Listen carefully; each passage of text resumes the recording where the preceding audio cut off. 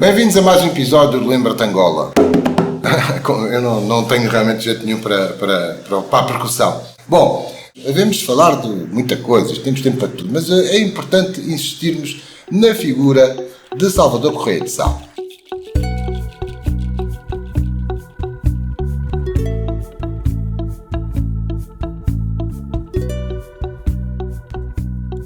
Presentemente, a estátua dele, que foi inaugurada em 1870, presentemente encontra-se no Museu de História Militar, na Fortaleza de São Miguel, em Luanda.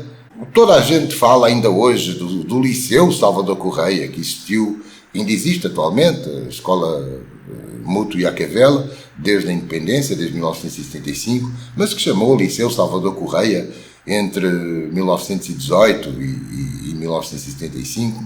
Fala-se muito de Salvador Correia de Sá, mas pouco falamos dele hoje em dia em Angola. Realmente não era um angolano. Salvador Correia de Sá os portugueses reivindicam-no como português. Ele era filho de mãe espanhola e de pai brasileiro, pai mestiço, um índio. Era neto do português Salvador Correia de Sá, o Velho, por sua vez irmão ou primo direito de Estácio do Sá, o fundador do Rio de Janeiro. Fundador, entre aspas. Estácio de Sá conquista o Rio de Janeiro aos franceses em 1565. Portanto, põe fim à chamada França Antártica. A versão, a meu ver, mais crível é que ele terá nascido ainda em 1594 e que terá nascido precisamente no Rio de Janeiro. O certo é que ele viveu no Rio de Janeiro desde muito jovem, foi educado pelos jesuítas no Rio de Janeiro e desde jovem que ele se distinguiu, quer na exploração açucareira, quer também já em viagens de exploração na busca de minas. As minas no Brasil também vão ter muita importância para a história de Angola, sobretudo a partir do século seguinte, a partir do século XVIII. E os naturais do Rio de Janeiro chamavam desde muito cedo a Salvador Correia de Sá a sombra do sol. As representações de Salvador Correia de Sá, além da estátua, a estátua está um bocadinho deturpada, porque a verdadeira imagem de Salvador Correia de Sá é a que aparece no quadro de um pintor florentino para o qual ele terá pausado, e dá para perceber que Salvador Correia de Sá é um mestiço de índio, tem uma cara muito sul-americana. Nada tem a ver com a imagem que aparece na estátua, que é feita a partir de um códice de Lisboa, onde os olhos aparecem redondos, portanto, e o nariz mais aquilino. É um Salvador Correia de Sá muito próximo do então rei de Portugal, Dom João IV. Salvador Correia, durante todo o período da ocupação holandesa de Angola, entre 1641 e 1648, é quem, de facto, mais faz por recuperar Angola aos holandeses. Há uma primeira fase, ainda em 1643, em que ele tem problemas já no Rio de Janeiro. Ele é acusado de vários crimes pelos moradores do Rio de Janeiro, entre os quais o de nepotismo. Ele consegue vir a Lisboa, em Lisboa fazer parte do Conselho Ultramarino, e consegue também que homens da sua confiança, nomeadamente o Francisco Sotomayor, que já falámos outro dia, e que irá como governador para Angola, consegue que ele venha para Angola, porque tinha estado durante pouco tempo como governador do Rio, e depois voltar ao Rio. Só já em 1648, na primeira metade do ano, é que Salvador Correia de Sá consegue, às suas próprias custas e também às custas de outros fazendeiros do Rio de Janeiro, obter uma esquadra, primeiro de 7 navios, depois de 14, porque ele vai comprar mais 7 através da cotização dos seus pares no Brasil, e essa esquadra de 14 navios segue para Angola para expulsar os holandeses de Angola. Saindo do Rio de Janeiro, no dia 12 de maio de 1648, eles vão conquistar Luanda aos holandeses. Enfim, convencionou-se que foi no dia 15 de agosto, o dia de Nossa Senhora da Assunção. Na verdade, foi durante 4 dias, um dos quais o 15 de agosto. O anjo padroeiro dessa expedição Salvador Correia de Sá era o arcanjo São Miguel, como arcanjo padroeiro, daí que Salvador Correia de Sá vai chamar à fortaleza de Amsterdão a fortaleza de São Miguel.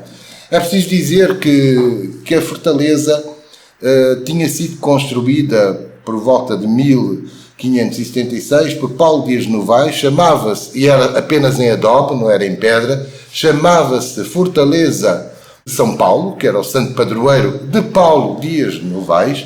Foi fortaleza de adobe durante muito tempo. Os holandeses, justamente em 1644, 45, fizeram um projeto de engenharia militar em que a construíram em pedra, muito próxima, praticamente quase aquilo que ela ainda hoje o é, em forma de estrela de 5 pontas, e chamaram-lhe Fortaleza de Amsterdão. Quando Salvador Correia de Sá ocupa Luanda, muda-lhe o nome para Fortaleza de São Miguel, que era o nome do arcanjo São Miguel. Essas 14 embarcações, comandadas por Salvador Correia de Sá, a quem alguém chamou general anfíbio, porque ele tanto se distinguia em terra como no mar, também vão desembarcar no Quicombo, pouco a norte de Benguela, porque, eu não me canso de dizer, que eu próprio levei tempo a perceber isto, que os veleiros, antes da máquina a vapor, quando os veleiros iam para Angola, iam até sul e depois fletiam para norte. Portanto, começavam por passar em Benguela e depois é que fletiam para norte, para Luanda. Contornavam para cima. Mesmo aqueles que vinham de Portugal, eles vinham mais abaixo, até à chamada Corrente Fria de Benguela, e depois é que vertiam para Luanda. Pese embora o facto de Salvador Correia de Sá desta frota ter sido atingida por tempestades e inclusive a nau Almirante ter ficado danificada, se ter perdido, Salvador Correia de Sá vai fundear na Barra da Corimba e na Ilha do Cabo na madrugada do dia 14 de agosto de 1648 e vai intimar os holandeses do Forte do Morro de Amsterdão, portanto, que é justamente a Fortaleza de São Miguel. Aquele morro da Cidade Alta, que me é tão caro, chamava-se Morro de Amsterdão, vejam lá.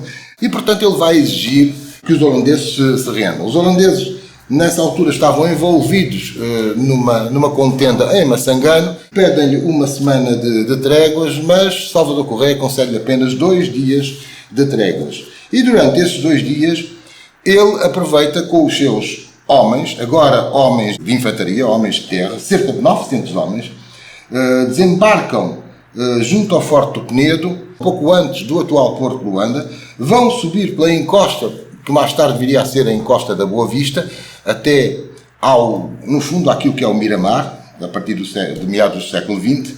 Eles rezam uma missa campal à sombra de uma grande árvore, possivelmente um embondeiro, uma cena que Pepe Tela vai aproveitar na sua ficção da Gloriosa Família, e depois disso vão seguir um itinerário que corresponde aproximadamente à atual Avenida Lenin, ou Avenida Brito Godins, até chegar à Maianga, portanto então Lagoa dos Elefantes, e depois chegando também ao Convento de São José, que é aquilo que a partir do final do século XIX, como veremos melhor, vem a ser o Hospital Maria Pia ou Josina Maciel. É aí que Salvador Correia de Sá vai dividir os seus homens em 4 colunas. Uma primeira que vai descer as barrocas setentrionais, ou seja, o que é isto? São as barrocas que vão ter aquilo que atualmente é a zona dos coqueiros, então chamada Praia Grande, a fim de tomar uma fortaleza que aí se encontrava, que era a Fortaleza da Guia. Uma segunda coluna vai avançar até à Estância da Matriz. O que é a Estância da Matriz? A Estância da Matriz atualmente chama-se Rua 17 de Setembro. Na minha infância chamava-se Rua de Ocão. É a rua que vai desde o Palácio até à Fortaleza de São Miguel. Porquê é que é a Estância da Matriz? Porque a meio da rua encontrava-se a Igreja Matriz de Luanda, da qual atualmente ainda subsiste a Torre Cineira, que é o Observatório. O Observatório julgo que também já não existe, mas o Observatório Meteorológico, enfim, onde se lançava um balão, e daí o nome Beco do Balão, no qual eu vivi parte da minha infância, e portanto uma zona que me é tão cara. Portanto, temos a Estância da Matriz, é a segunda coluna de Salvador Correia.